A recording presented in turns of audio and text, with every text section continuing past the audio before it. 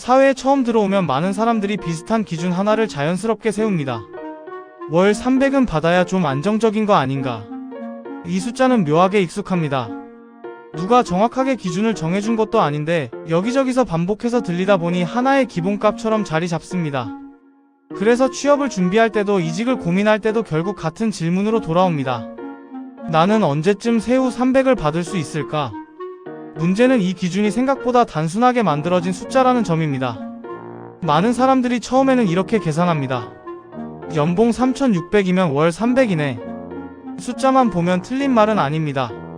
3,600을 12로 나누면 300이 맞습니다.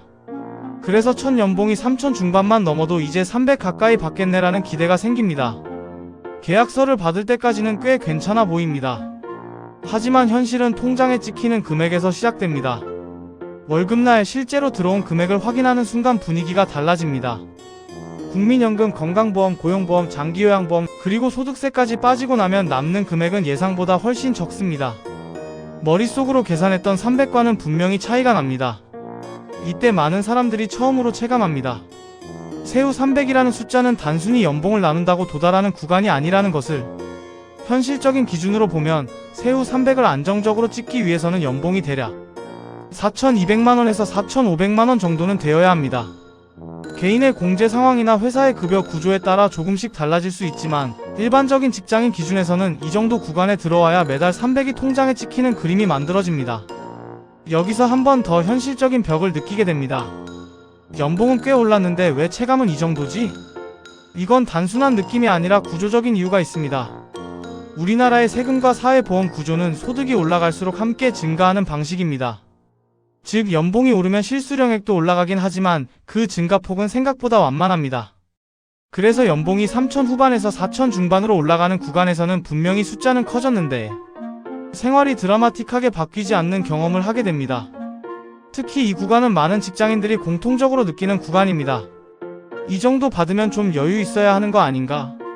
하지만 막상 현실은 여전히 계산을 하게 됩니다. 여기서 더 중요한 변수 하나가 등장합니다. 같은 연봉인데 왜 누구는 여유롭고 누구는 힘들게 느낄까?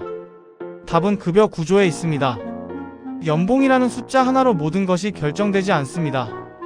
식대가 비과세로 포함되어 있는지, 상여금 비중이 얼마나 되는지, 성과급이 안정적으로 나오는 구조인지, 포괄임금제인지에 따라 실제 체감은 크게 달라집니다. 어떤 사람은 기본급 비중이 높고 야근이 거의 없는 구조에서 세후 300을 받습니다. 어떤 사람은 야근과 주말근무가 포함된 상태에서 겨우 300을 맞춥니다.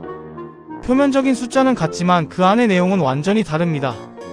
그래서 세후 300이라는 기준은 단순한 금액이 아니라 그 금액을 만들어내는 과정까지 같이 봐야 의미가 생깁니다.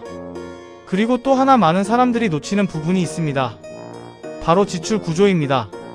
같은 세후 300이라도 누구는 저축을 하고 누구는 매달 빠듯하게 생활합니다. 이유는 단순합니다.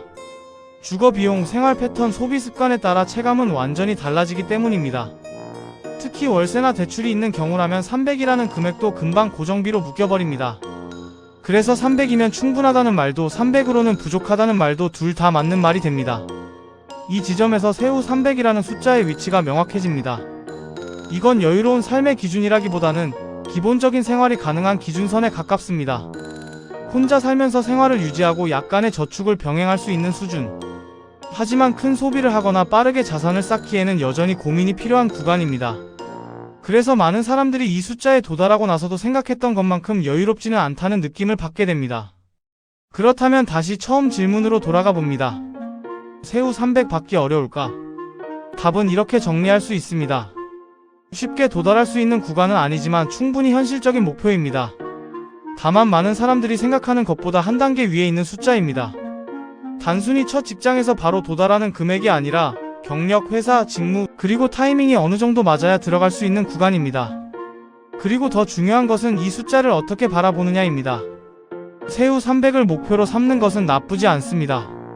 하지만 그 숫자 자체에만 집중하면 오히려 중요한 것을 놓칠 수 있습니다. 결국 중요한 질문은 이것입니다. 나는 어떤 방식으로 이 300을 만들고 있는가? 같은 300이라도 누군가에게는 안정적인 일상이고 누군가에게는 버티기 위한 최소 조건일 수 있습니다. 그래서 이 금액을 단순한 목표가 아니라 하나의 기준선으로 이해하는 것이 훨씬 현실적입니다. 세후 300은 환상도 아니고 그렇다고 가볍게 도달할 수 있는 숫자도 아닙니다. 구조를 이해하고 흐름을 알고 자신의 위치를 정확히 파악했을 때 비로소 손에 잡히는 금액입니다.